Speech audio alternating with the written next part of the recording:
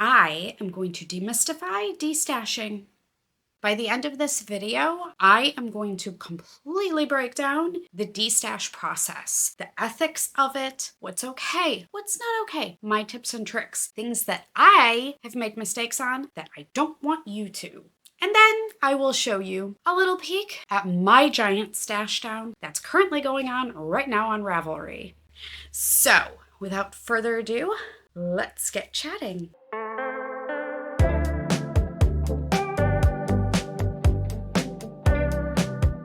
Hey guys, it's Katie here. If you're unfamiliar with me or my videos, I am the Katie behind Katie DeGroff Knits, all of the lovely patterns that you will find on Ravelry and Etsy, as well as all of the videos you find here on my channel, including the Katie Knits podcast. So be sure to subscribe and then go check that out later. So let's talk destashing. When I went to go do my first destash a number of years ago, there wasn't really a one video or one guide on how to do it. I did find a good destash group on Ravelry, which had some rules and tips and tricks. I went with that. However, I made some mistakes, and they turned out to be pretty crucial. I am going to walk you through my process. There are many places where you can destash your yarn. I particularly prefer Ravelry just for ease of filtering and searching purposes, and it's what I'm familiar with.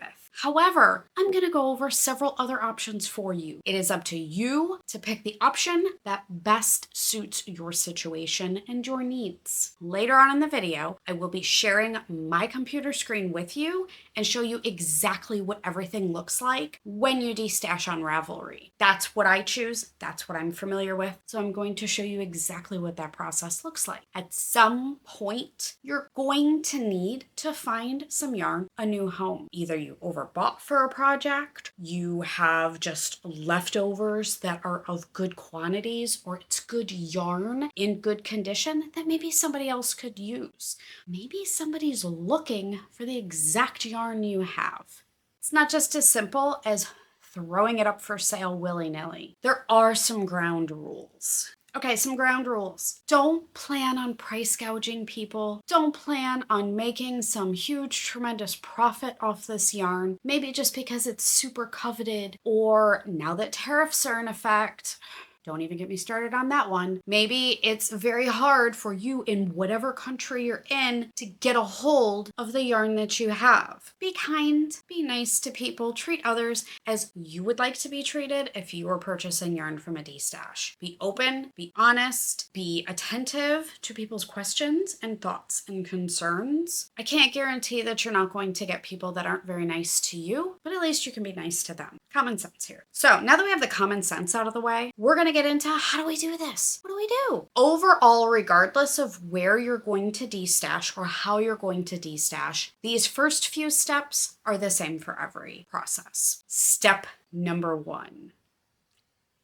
You are going to want to gather everything that you're looking to part with and get it in one space. Put it all on your table, an extra table, countertop, somewhere, or in storage bags or a storage bin, laundry basket. I don't care where. You're going to want to put it all in one place, away from your stash, ideally, unless you have a separate shelf or separate something that you can put it in. Separate it out. You want to be able to know where this is. It has to be accessible to you. You need to have eyes on it all. You can't put something up for sale that you don't have physically in your possession. So now that we've gathered everything together, you're going to want to check the condition of everything. Make sure that it has its tags. Doesn't have its tags, can you look up your purchase receipt and at least have that? Check the condition. Is it wound? Make sure it's neat. Weigh it if it's not a full skein. You can even weigh it if it is a full skein, because there's a lot of dyers out there, more so than not, will be heavy. Or keep a spreadsheet or a log for yourself, or if everything's listed in your Ravelry stash, note it there. As you are sorting these yarns out, group them into lots. Oftentimes you'll find destashing available in lots. Sometimes people will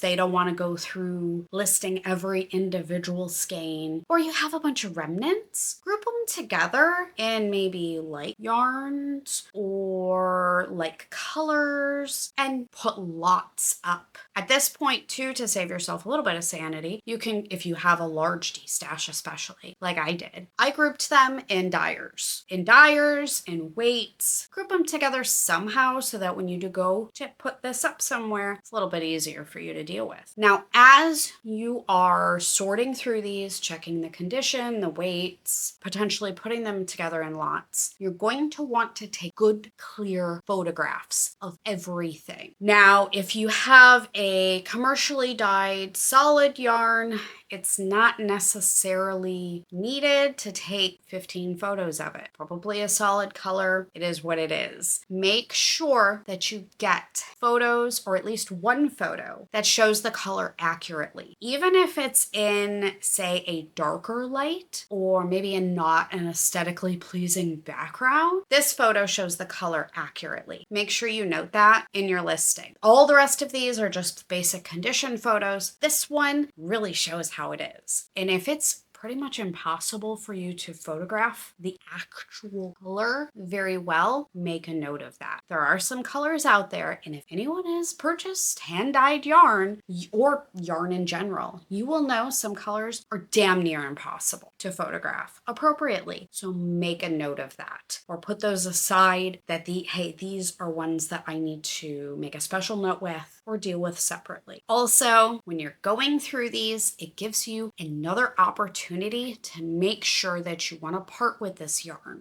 You don't want to really be wishy-washy. Technically, you can pull this yarn back and put it in your stash at any point before you take payment for it, but you really don't want to go back and forth. If you're questioning at all that you may want to keep something, just keep it and then decide at a later date if you want to destash it. So really make sure what you're putting up for sale actually want to part with. Also, side note on photos, make sure if you have a highly variegated color that you take a photo of the front and the back of the skein and of the whole thing, not just of the top. Okay, moving on to step number 2. Now, I did briefly go over this earlier. Pricing. Do not, under any circumstances, expect to make money on your destash, as in making more money than you paid for it. Now, if you are gifted yarn, I would highly recommend donating it. This is something that just doesn't sit well with me. If I am given something, I don't want to sell it and make money on it. There are a number of places you could donate. Check your local yarn stores. This is something I learned from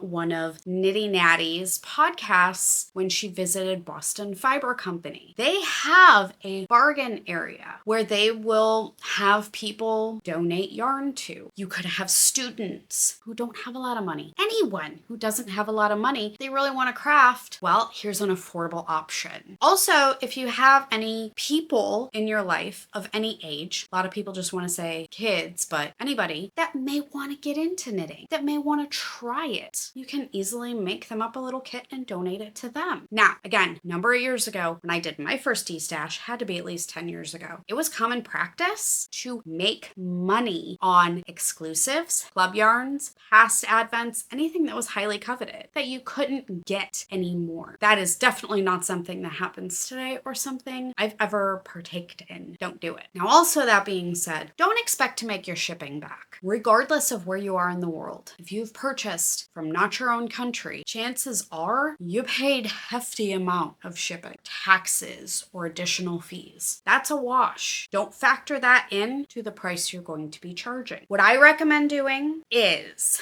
take your yarn by yarn, look it up on Ravelry. Now I will show you here what I do. If you go on Ravelry's yarn page, you can type in the yarn, the brand, or the base, and it will populate with that yarn's page. Go up to stashes, and the first thing that will be listed or should be listed is for sale or trade. If it's not, there's a little section here in the drop-down menu that you can select. So you can quickly go through these. Oftentimes, the first thing in the description will be listed the price. price can kind of gauge what people are charging for these yarns. If the yarn is not for sale on Ravelry, or it's like no longer available, so you have nothing to go by, I will find a similar yarn, or if you're able to, that exact yarn for sale today at retail price, and I knock it down by a third. It makes it affordable for people, and at the same time, you're not totally losing out. You will be making something back of what you put into it. When you're pricing, you're going to have to decide, am I charging for shipping, or is shipping going to be included? If shipping is going to be included, I will add a couple dollars, and by a couple dollars, I mean two, to the price of each lot or skein. This covers my packing. That way, I'm only out the actual shipping cost, and typically people will purchase more than one thing from a Destash, so maybe it'll eat into the shipping and help you out a little bit there. Or you can flat rate charge so much per skein,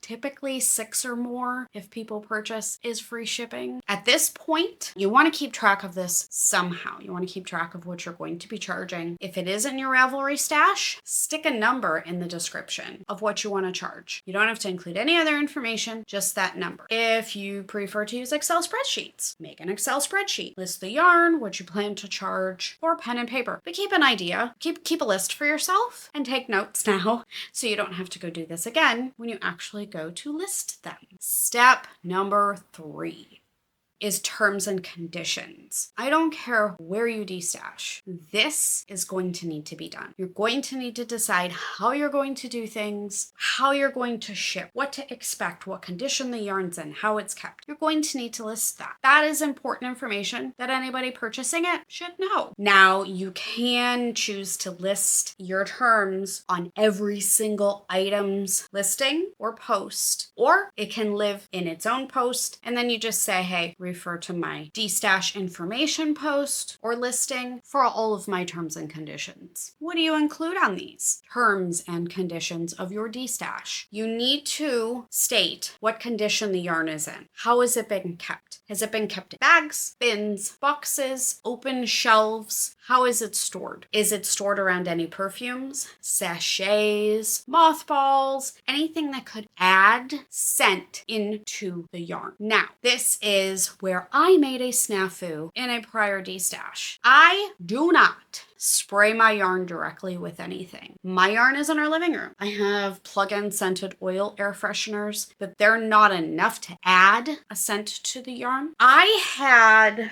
been cleaning and spraying things with Febreze one day, and I had a Destash going on, and the destashed yarn, some of it got sprayed with the Febreze. I have a terrible sense of smell, so I should have had someone else in my household smell it and say, hey, does this have any odor to it? Someone got their yarn and said it smelled very highly. I want to say I used a lavender Febreze at the time because they said it smelled like lavender. And I said, I'm so sorry. It must have gotten hit with the Febreze right before I shipped it to you. I offered to give her money back. I even offered to give her her money back and have her keep it. She didn't want any part of it, but that is a mistake I made. So make sure you can't smell anything. Next up, has it been kept around pets? Do you have pets in your house? I don't care if your yarn is kept in bags in a room where they don't go. At some point, there's a chance that that yarn is coming into contact with their hair and dander. So you need to note that. Just say, hey, my yarn's been kept in a room where say I have cats. The cats aren't allowed to go, but I do have them in the house. You may find a stray hair. Do your best to take it all off before you ship it. But this is definitely something that I'm going to note. I have 2 Shelties. I have a cat. They're allowed around my yarn. The yarn is not damaged by them. However, you may find a stray hair in your yarn. Some people are also highly, highly allergic, and that stray hair may be enough to set them off. So make a note of it. Also, smoking. Does anyone in your house smoke? Chances are you would never allow anybody to smoke around your yarn, but if anybody does smoke in your house, Some people have very, very highly sensitive, senses of smell. I said that with way too many words, but I got it out. And they may be able to pick up something that you cannot. So note it. Okay, now that we've got condition and how the yarn is kept out of the way, what forms of payment do you accept? If you are not selling on Etsy, who handles their own form of payment, what are you going to accept? PayPal is the biggest. Some people deal with Venmo. I haven't personally, so I can't speak on that. I always deal with PayPal. What form of payment do you accept? When do you expect payment to be made? Do you expect payment to be made within 48 hours, a week? Note that down. Also, in terms of payments, kind of related to payment, are you going to offer discounts if somebody purchases multiple lots or multiple skeins? This is good practice to do. Okay, I'm not saying 50% off, but I'm saying it would typically you give a couple dollars off if they purchase multiple lots, or if you're going to charge shipping, if they purchase multiple lots, it would be free. You need to note this on your terms and conditions. So now I am going to show you my terms and conditions post here on Ravelry. It states, all yarn comes from a pet-friendly home but's kept away from them. You may find a stray hair. That's covering me for that. No perfumes or sprays are used around the yarn. All skeins are intact unless otherwise noted. If you would like additional photos, please feel free to ask. Discounts will be given to purchases of more than one skein. Shipping to the US is included in all prices. Tracking will be sent as soon as they are mailed. PayPal accepted. If you have any questions, please feel free to ask. Whatever your terms may be, list them. Now again, this is on Ravelry, so I have one post that I will refer all of my listings to. This will also apply to Instagram. If you destash there, make one post and have everything refer to it. Etsy would be a little different. You would want to put your terms and conditions on every single listing. However, you really don't have to worry about shipping because they deal with the shipping and they deal with the payment collecting. At that point, you're just going to list condition of yarn, how it's stored, is it intact? If you want any other photos, feel free to ask, or you need additional information. Now, I cannot guarantee that people are going to read these posts. Cannot guarantee that people are going to listen to you when you give them information, but it's there for them. And it will hopefully diffuse some questions and comments from people and maybe make transactions smoother for everyone included. Now, step number 4. Where are we going to destash this yarn? Notions, bags, books, whatever. Where are we going to destash it? You have to pick the platform that meets your needs the best. Now, if you don't have a lot of time, you don't want to deal with shipping, like going somewhere to ship something. You just want to print the label at home. You want it as easy as can be. You're super busy. Don't want to deal with taking a payment. Etsy's your way to go. Now, a few caveats with Etsy. You are going to have to set up a seller account and link a bank account, but that in the end allows you to be paid out that much quicker. You will be paying a 20-cent listing fee per listing, period. Everything will get that fee. Then you will be charged a percentage of your sale. This covers the fact that Etsy listed it for you, Etsy sold it for you, and use of the platform. But even though we're getting charged, shipping with USPS is a little cheaper. They do give you a little bit of a discount. You can print the label right off the listing. So all of your dimensions, the weight of the package, and then whoever you sold it to, all of their information will be force loaded into your shipping label. You can print it and pay for it right off of there, and it's easy as can be. Pop it in your mailbox and you're good to go. If you have a little bit of time or you don't want to deal with Etsy and you don't mind taking payments, or Facebook is a way to go. I am a member of several Destash groups on Facebook. I have left them because they're not very active, I find. A lot of people are familiar with Facebook Marketplace too, and they do other transactions on there. An up and coming, very popular way to destash is Instagram. If you have jumped on the Knitstagram train and you have a yarn and knitting following, you can very easily destash there. You will have to handle all of your own payment, all of your own shipping. Everything will have to be handled by you, but there's no fee to list it. They don't take a cut of it, so it's all yours. If you don't want to clutter up your Instagram feed with destash posts, I'm finding a lot of individuals are creating a separate account for destashing. Their username and then the word destash. And then just using that. Make a post on your regular Instagram. Hey, go follow me over here for my destash. Remember that terms and conditions list we made? I would recommend making one post, your very first post, with those terms and conditions. Make it stand out. Don't make it a picture of yarn. Make it a picture of just the words, maybe destash info or read first, something to catch people's eye. And in the description of the post, you're going to list all of those terms. Then each individual listing, just say, hey, see this post for additional information. And you don't have to copy and paste that on every single one. You still can, but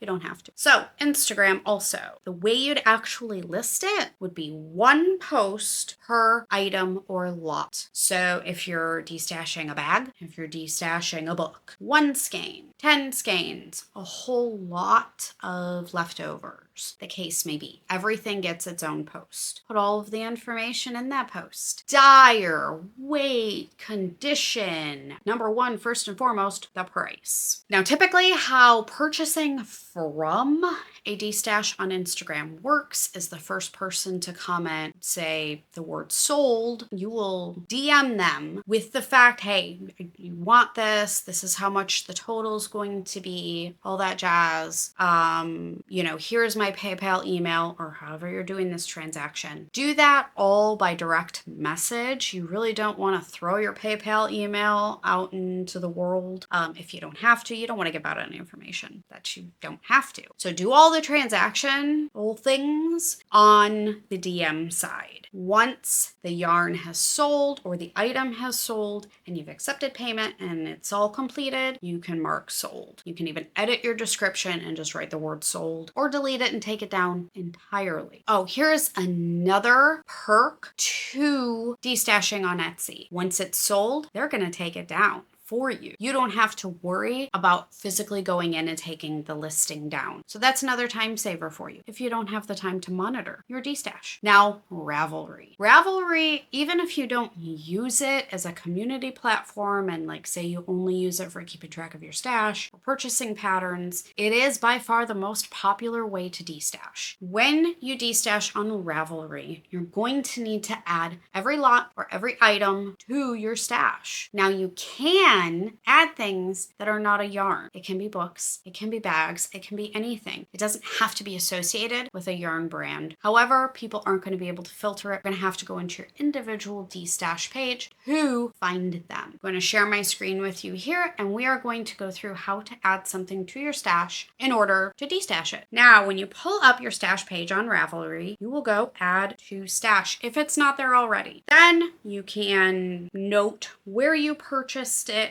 You will put the name of the stashed yarn, which is the base name, and then the yarn company brand name. You can also put the exact store or website that you purchased it from. Now, once you do that, you get to the next page, you can add in to share it with groups or to add any notes about this yarn. What you will put on the notes, first and foremost, the price you're going to charge. Then I recommend just putting a 1-line note on every single listing to see destash post for additional information. This way, you don't have to copy and paste a big long thing on every single one. So price and just see destash post for additional information. Now, we need to do one more very crucial, critical thing. If you're ready or when you're ready to destash, what you need to do is click on edit this listing. At the top right, there is going to say Stash tab. When you click on that drop-down menu, it says in Stash, which is what it will automatically default to when you add a new listing, all used up, will trade or sell, and then traded, sold, or gifted. Now, when you're ready to post your destash up for sale, you're going to have to change everything to will trade or sell. And make sure, this may seem seem trivial to some people, make sure you hit Save Stash at the bottom of the page so you actually save the changes you made. This will put this in your trade tab on your stash page. So if you go to your stash now and you go on the top and it says will trade or sell, it will all show up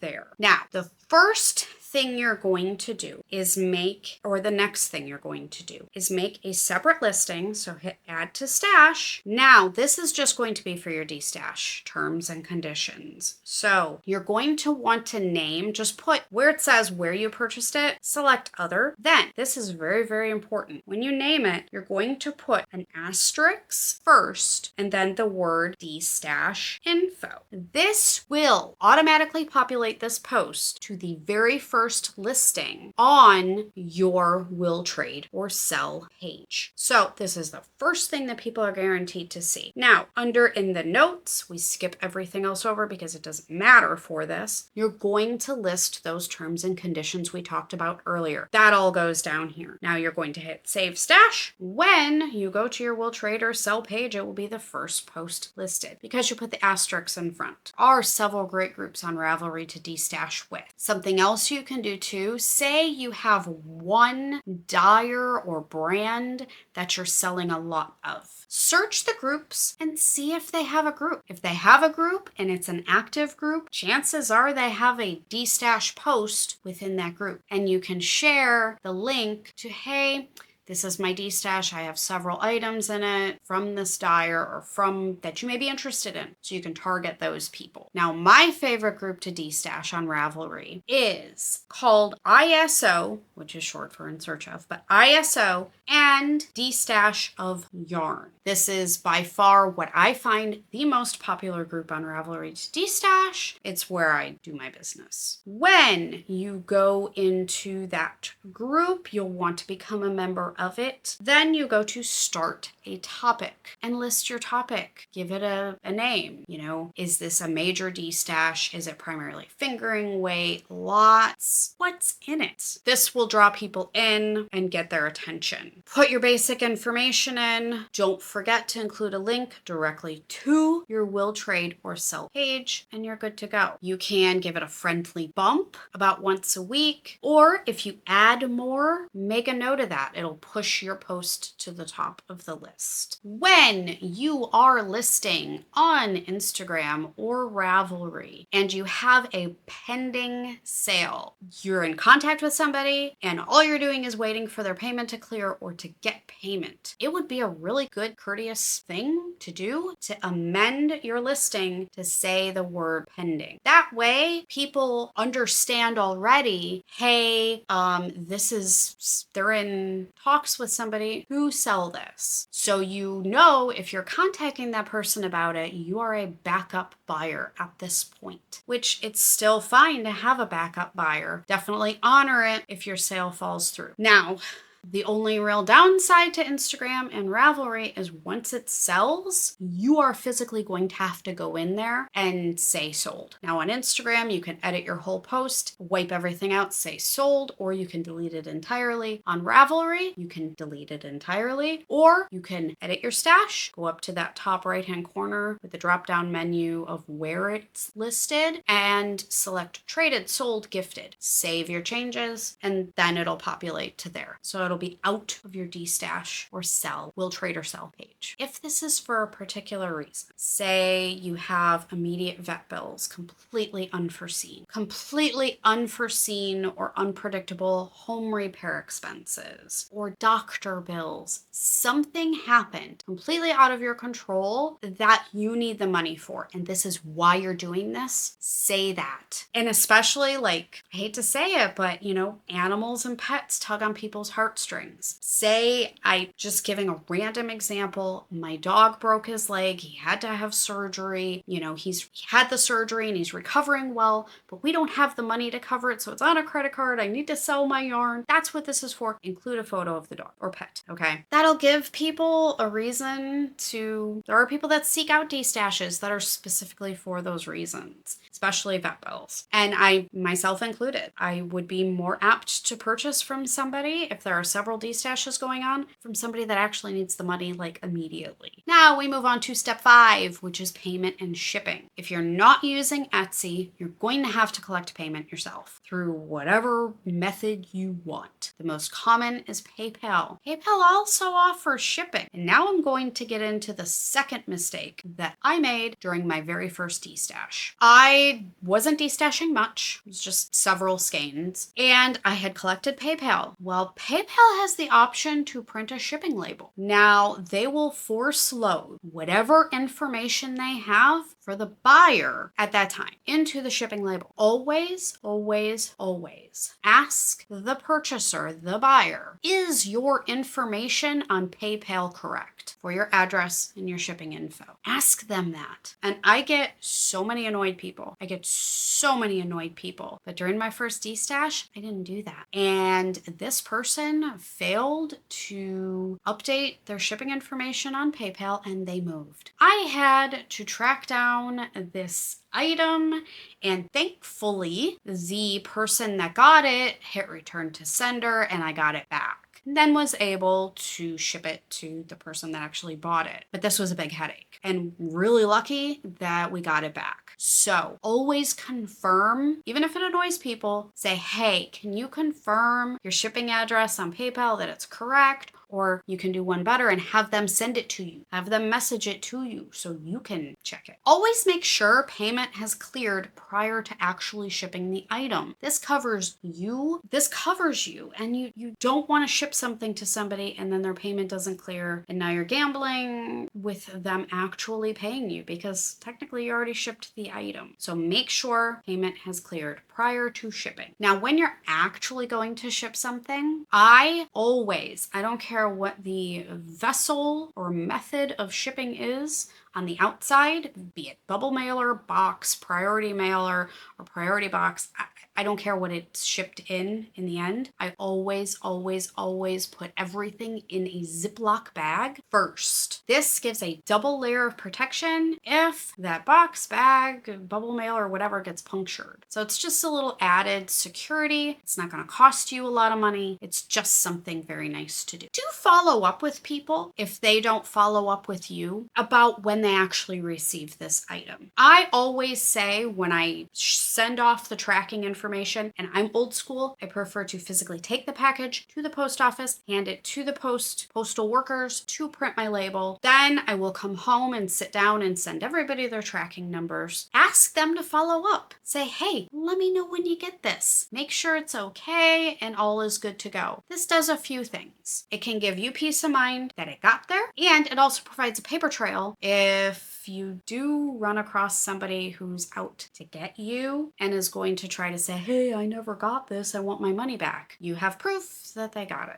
I'm not going to say that people will do that, but one thing I did forget to note on your Destash info page. Also note when you're going to be shipping. Hey, I'm super busy. I can only ship on Fridays. That way people know to expect that. Again, this is guaranteeing that people are actually going to read the information that you put out or pay attention to it, but it's there. Say, hey, I can only ship, Tuesdays and Fridays or Saturdays, whatever the fact may be. That way people aren't shocked if they pay you and you don't ship it for a little while. That way they already know that. We've reached the end. I've gone through my basic 5-step process of destashing. Regardless of your why, this is how you do it. And if I missed anything, you have anything to add, or something else worked for you better, drop a comment down below this video and let us all know so we all know what's going on. Now, recently, a couple weeks ago, I had posted a major Stashdown video. I went through my stash in March or April, but I completely went through it then and weeded some things down, and those things sat there. And I was not happy with my stash. I wasn't happy with the size of it or what was in it. So I decided to do it again. My stash lives in our living room, but there was a lot of it that was weighing me down. It was weighing me down creatively and mentally. I didn't feel like I was ever going to use a lot of these yarns.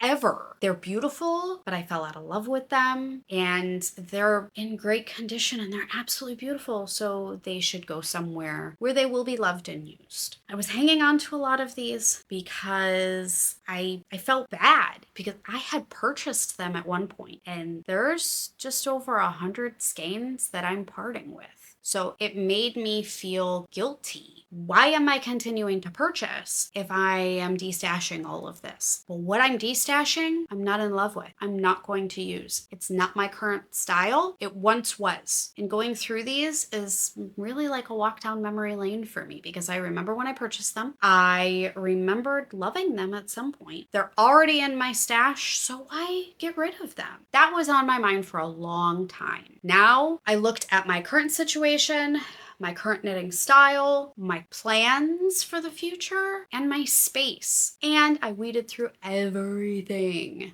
Samples and yarn included. So I'm going to give you a tiny little sneak peek. Well, it's not really a sneak peek anymore because my giant destash is live on Ravelry right now, and it will be linked below so you can go shop. Like I said before, don't make money on your destash. I'm not making money on any of these skeins. None of these were gifted to me or given to me, and they're all at a pretty decent price. I don't want to screw myself because I did financially put money out at some point for them, but at the same time, I'm not looking to make money on these. So I'm going to give you a little tiny preview. Like I said before, it's just over 100 skeins of yarn that's up for destash. I do have samples, a ton of samples. Those will be going up probably in about a month or so on Etsy. I will definitely do a little sample preview sale video so you get a little sneak peek. But I just randomly went and grabbed a giant basket that was sitting over there. And I'm going to show you a little bit of what I have. So there are two of these. This is Making Tracks Light in the Alpenglow A colorway. Miss Babs had started carrying Making Tracks Light, and I just went on a spree of purchasing, and I am not in love with this color, so I'm parting with it. Beautiful yarn. This is a slub from the Kinetic Knitter. I cannot ever see myself using this yarn. It is beautiful. I love the colorway, but I am not one that likes to knit basic stockinette, and I feel the only way to make this work is to knit something basic, which does not appeal to me. So it's being destashed. I do have several Hedgehog Fiber Potluck skeins that I had purchased in potluck sales over the years. They're beautiful. Look at how beautiful that is. This is in Skinny Singles, which I used to be single ply Katie. Nothing came into my house that wasn't single ply. I no longer love single ply, so it's going to go. I have several skeins of Hue Loco. Absolutely beautiful. It's gorgeous. I am not in as big of love with the high variegation, so they're going to go. Tons of single ply. More Hue Loco single ply. Now, I did purchase this year from the Hue Loco Rain or Shine Your Mind collection, this color in their DK and their mohair in Downpour. I loved it online. I thought it would be great held together. Not in love with it in my stash right now or for this foreseeable future. It's very beautiful. And there's 2 skeins of each. That's a little lot. There is some heavier weight. This is Madeline Tosh Farm Twist. There are a number of skeins and a number of colorways of it. I only have one of each, and I can only really see myself knitting this in a sweater or something larger, and I don't have enough, so that's going. I also, and this is a little dilemma of mine, this was a pricing dilemma. Back when Hue Loco first started doing collections, they were doing sets, 4 skein sets that people that worked there and that were the dyers, they picked. And it was really cool, but these sets came in flimsy plastic bags with just a sticky label on the top. Each individual skein didn't have a label. So I have several lots of Hue Loco yarn without the label and that was from their first collections. So that was a little pricing dilemma for me, but the fact that I don't have a label is your gain. These two also came, and these I've fought with keeping so much. These came in a 4 skein set, so you'll see the lot up on Ravelry. I do have some lace weight. This is Malabrigo lace in Archangel. I don't ever see myself using this. My loss is your gain. More hedgehog fiber potluck. It's beautiful. Go buy it. Get it out of my stash. Hedgehog fibers. This one is in cereal. I purchased this with a mohair and I thought it would look so great held together. And the mohair is in boa, which is a shocking yellow and black. That's not going to work with this. So I have only 1 skein. My loss is your gain. I do have several Eat Sleep Knit exclusive colorways. This one is in 3 Irish Girls Adorn Lou in Baby I'm a Star. It's absolutely beautiful. It's gorgeous. From a yarn-a-thon years and years ago. I'm not going to use it. This one, I believe, was also an Eat Sleep Knit exclusive in 3 Irish Girls Adorn Lou in Calypso. That last one may not have been an exclusive. This one I'm pretty sure was an exclusive. It's beautiful. I'm not going to use it though. I was on a blue kick. And you'll notice that in my Destash, in my Stashdown, I was on this blue kick. Everything is blue. Blue or single ply. What the heck? This is a dyer, the Yarn at Home Mom. She no longer dyes. My loss is your gain. This was another purchase from earlier this year.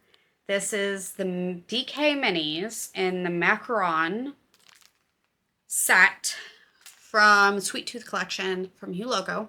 I purchased these and 3 skeins of their DK and Snowshoe. I thought, I don't have any white, don't knit with white. How fun would these bright colors be? Now that it's sitting here, I was trying, earlier in the year, I was trying to purchase things that I didn't have in my stash.